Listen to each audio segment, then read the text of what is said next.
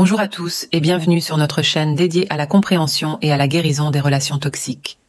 Aujourd'hui, nous allons parler d'un sujet crucial, la blessure maternelle du pervers narcissique et son impact sur les relations. Les femmes victimes d'un pervers narcissique se retrouvent souvent piégées dans une dynamique relationnelle destructrice. Comprendre les origines de ce comportement peut être une étape essentielle vers la guérison. Qu'est-ce que la blessure maternelle d'un pervers narcissique ? C'est un traumatisme profond causé par la relation du pervers narcissique avec sa mère durant son enfance. Cette blessure influence considérablement son comportement à l'âge adulte, particulièrement dans ses relations intimes. Elle peut résulter d'une mère narcissique, absente émotionnellement ou trop envahissante. Cette blessure se caractérise généralement par un manque d'amour inconditionnel et de validation émotionnelle durant l'enfance. Si vous trouvez ces informations utiles, n'oubliez pas de vous abonner à notre chaîne et de liker cette vidéo. Votre soutien nous aide à atteindre plus de personnes qui ont besoin de CS ressources. Comment se manifeste la blessure maternelle dans le comportement du narcissique ? Le pervers narcissique peut adopter plusieurs comportements problématiques. Il projette sa colère envers sa mère sur sa partenaire. Il peut se comporter de manière infantile, attendant que sa partenaire joue un rôle maternel. Il cherche à dominer sa partenaire pour compenser son sentiment d'impuissance face à sa mère. Il a un besoin excessif d'admiration et manque d'empathie. Le mécanisme de projection est central dans le comportement du pervers narcissique. Il transfère inconsciemment ses propres blessures et insécurités sur sa partenaire, la rendant responsable de ses souffrances non résolues. Quels sont les signes d'une blessure maternelle chez un pervers narcissique ? Plusieurs indices peuvent alerter. Il appelle sa partenaire maman ou utilise des termes infantilisants. Il attend que sa partenaire prenne toutes les responsabilités. Il alterne entre idéalisation et dévalorisation extrême. Si vous reconnaissez ces comportements, n'hésitez pas à nous suivre et à partager cette vidéo. Votre action peut aider quelqu'un à reconnaître une situation toxique et à chercher de l'aide.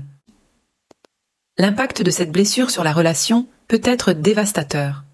On observe souvent une difficulté à établir une intimité émotionnelle, des comportements de contrôle et de manipulation, une alternance entre idéalisation et dévalorisation de la partenaire et une incapacité à reconnaître les besoins émotionnels de l'autre. La victime se retrouve dans une position impossible. Elle se sent responsable de guérir son partenaire. Elle est punie pour des fautes qu'elle n'a pas commises et elle perd confiance en elle face au comportement contradictoire de son partenaire. Comment se protéger face à un pervers narcissique avec une blessure maternelle ? Reconnaissez que ce n'est pas votre faute. Comprenez que vous ne pouvez pas le réparer. Établissez des limites claires. Cherchez de l'aide professionnelle si nécessaire. Envisagez de mettre fin à la relation si elle devient trop toxique. N'oubliez pas de liker cette vidéo et de vous abonner à notre chaîne pour recevoir plus de conseils et d'informations sur ce sujet important. Votre soutien nous permet de continuer à produire du contenu qui peut changer des vies. Il est crucial de se rappeler que vous n'êtes pas responsable des actions du pervers narcissique et que votre bien-être doit rester votre priorité. Le chemin vers la guérison pour les victimes est possible. Voici quelques étapes importantes.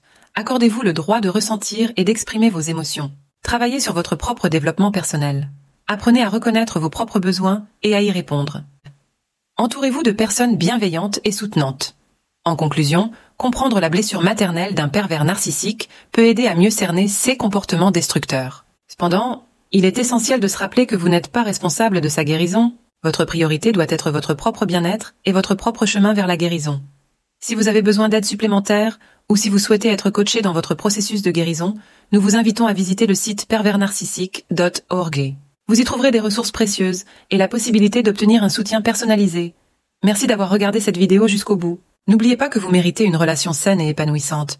Prenez soin de vous et à bientôt pour une nouvelle vidéo.